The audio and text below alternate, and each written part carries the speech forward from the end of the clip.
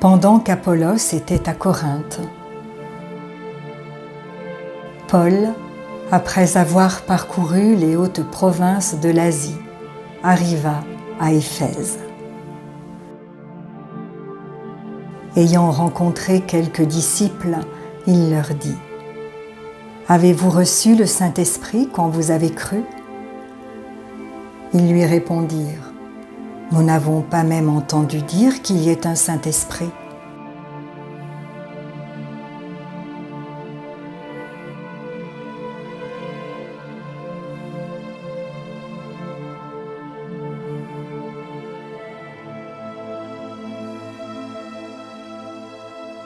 Il dit : « De quel baptême avez-vous donc été baptisés ? »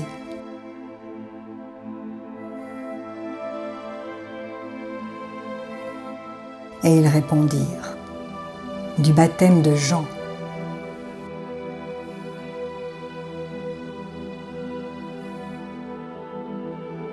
Alors Paul dit : « Jean a baptisé du baptême de repentance, disant au peuple de croire en celui qui venait après lui, c'est-à-dire en Jésus. »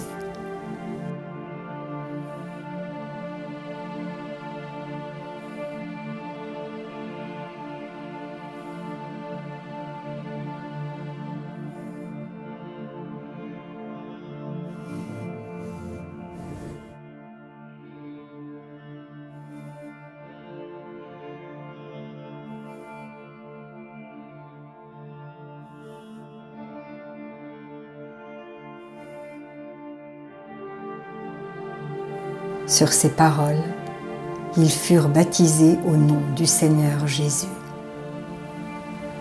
Lorsque Paul leur eut imposé les mains, le Saint-Esprit vint sur eux, et ils parlaient en langue et prophétisaient. Ils étaient en tout environ 12 hommes.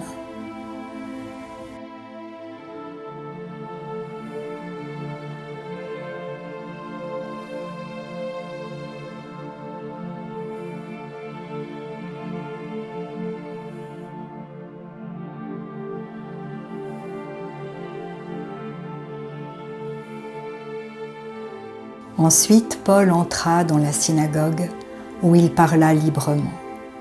Pendant 3 mois, il discourut sur les choses qui concernent le royaume de Dieu, s'efforçant de persuader ceux qui l'écoutaient.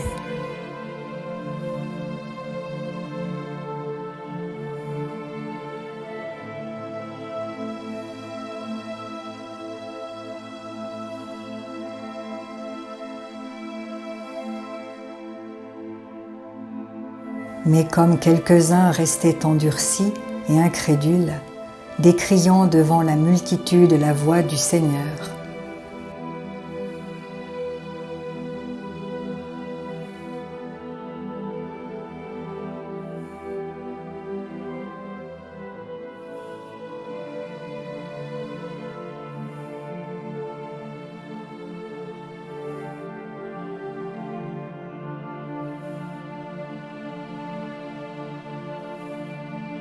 il se retira d'eux, sépara les disciples.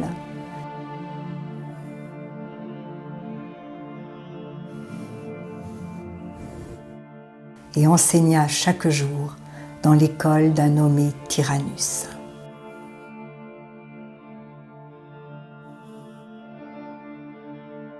Cela dura 2 ans, de sorte que tous ceux qui habitaient l'Asie, juifs et grecs, entendirent la parole du Seigneur.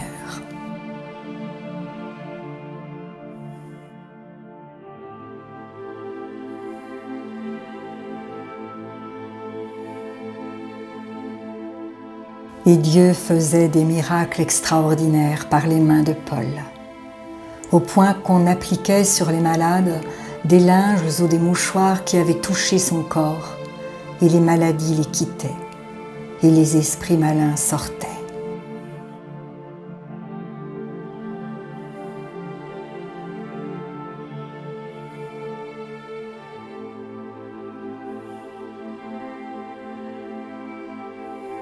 Quelques exorcistes juifs ambulants essayèrent d'invoquer sur ceux qui avaient des esprits malins le nom du Seigneur Jésus, en disant « Je vous conjure par Jésus que Paul prêche ».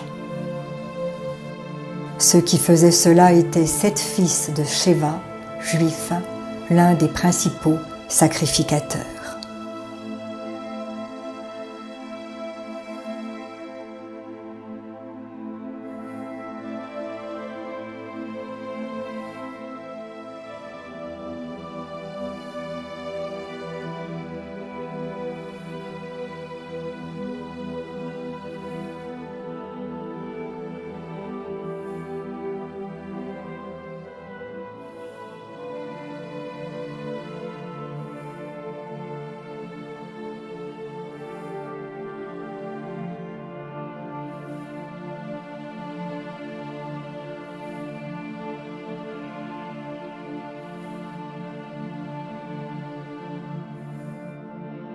L'esprit malin leur répondit « Je connais Jésus et je sais qui est Paul, mais vous, qui êtes-vous » Et l'homme dans lequel était l'esprit malin s'élança sur eux, se rendit maître de tous deux.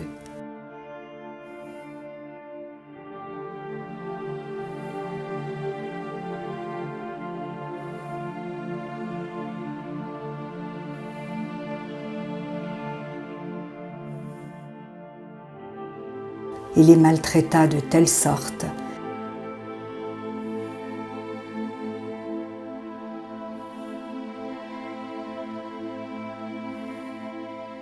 qu'ils s'enfuirent de cette maison, nus et blessés.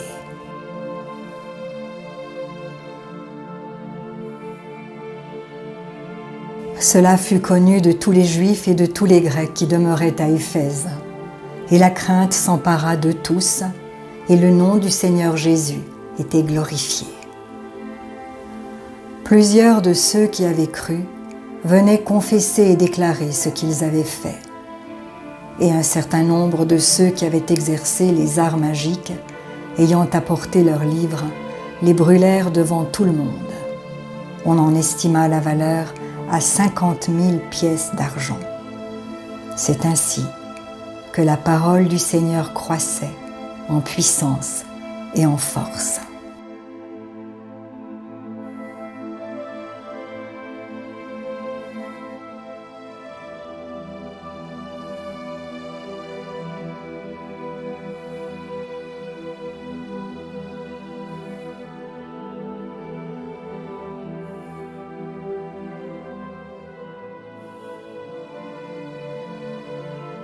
Après que ces choses se soient passées, Paul forma le projet d'aller à Jérusalem, en traversant la Macédoine et l'Achaïe.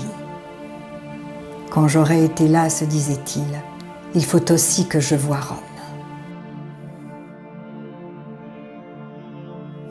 Il envoya en Macédoine 2 de ses aides, Timothée et Éraste.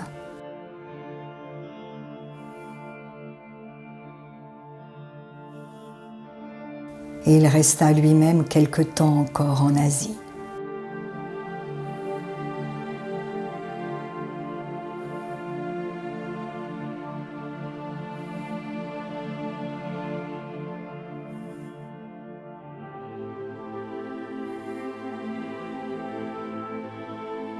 Il survint à cette époque un grand trouble au sujet de la voix du Seigneur.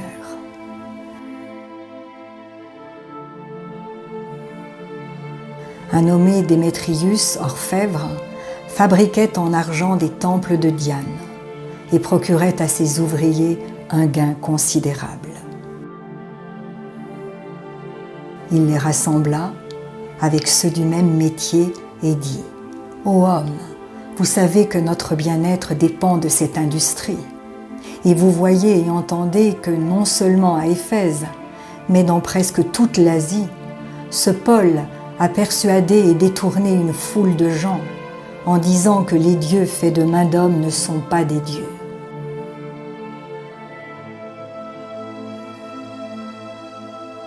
Le danger qui en résulte, ce n'est pas seulement que notre industrie ne tombe en discrédit, c'est encore que le temple de la grande déesse Diane ne soit tenu pour rien et même que la majesté de celle qu'il est révélée dans toute l'Asie et dans le monde entier ne soit réduite à néant.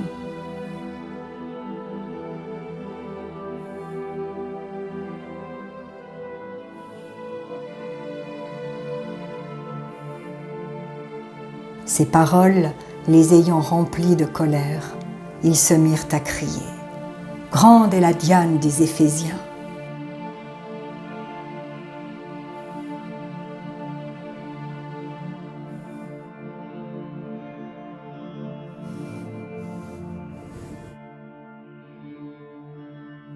Toute la ville fut dans la confusion.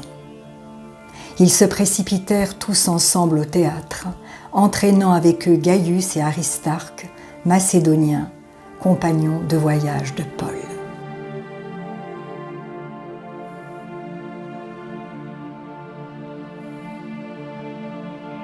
Paul voulait se présenter devant le peuple, mais les disciples l'en empêchèrent.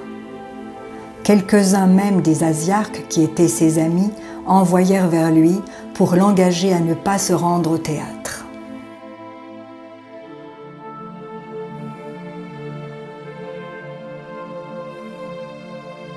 Les uns criaient d'une manière, les autres d'une autre, car le désordre régnait dans l'assemblée. Et la plupart ne savaient pas pourquoi ils s'étaient réunis.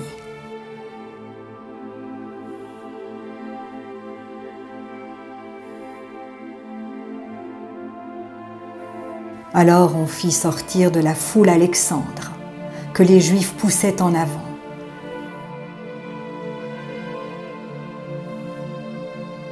Et Alexandre, faisant signe de la main, voulait parler au peuple.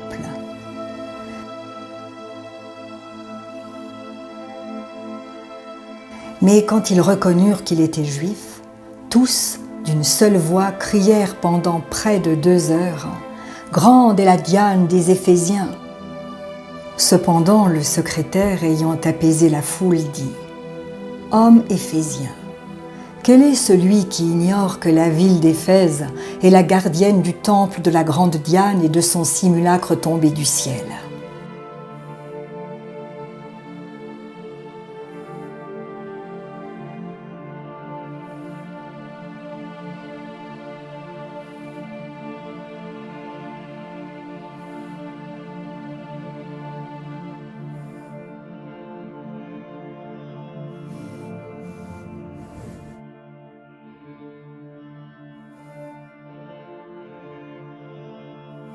Cela étant incontestable, vous devez vous calmer et ne rien faire avec précipitation. Car vous avez amené ces hommes, qui ne sont coupables ni de sacrilège, ni de blasphème envers notre déesse.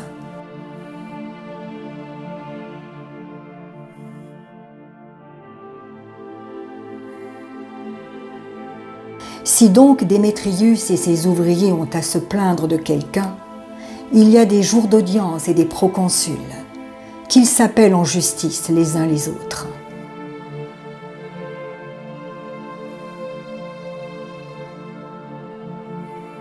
Et si vous avez en vue d'autres objets, ils se régleront dans une assemblée légale. Nous risquons en effet d'être accusés de sédition pour ce qui s'est passé aujourd'hui, puisqu'il n'existe aucun motif qui nous permettent de justifier cet attroupement.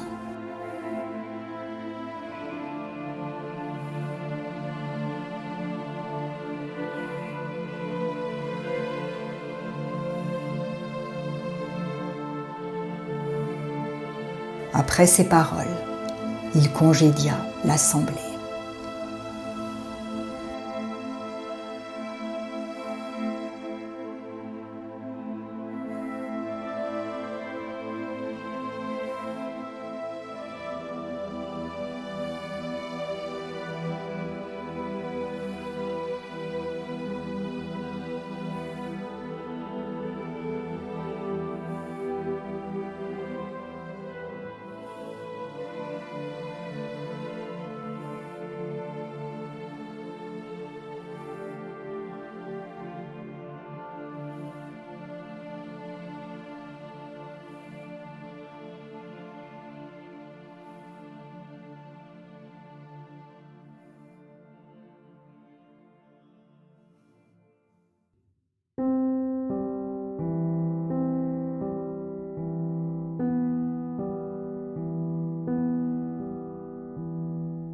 Si la parole de Dieu touche votre cœur, ne l'endurcissez pas. C'est Jésus qui se manifeste. Il vous dit, « Voici, je me tiens à la porte et je frappe. Si quelqu'un entend ma voix et ouvre la porte, j'entrerai chez lui. Je souperai avec lui et lui avec moi. » Alors, si vous n'avez pas encore fait de Jésus votre Sauveur et votre Seigneur personnel, vous pouvez maintenant le faire.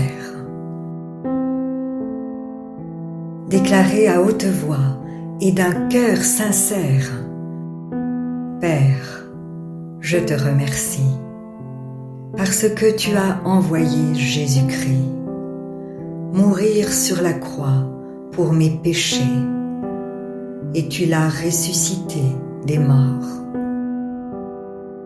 Je désire, du plus profond de mon cœur, recevoir ce pardon et être racheté par le sang de Jésus. Je t'accueille maintenant, Jésus, comme mon Seigneur et mon Sauveur. Je renonce désormais au péché et je veux te suivre tous les jours de ma vie. Au nom de Jésus. Amen. Si vous avez fait cette prière, dites-le nous simplement dans les commentaires.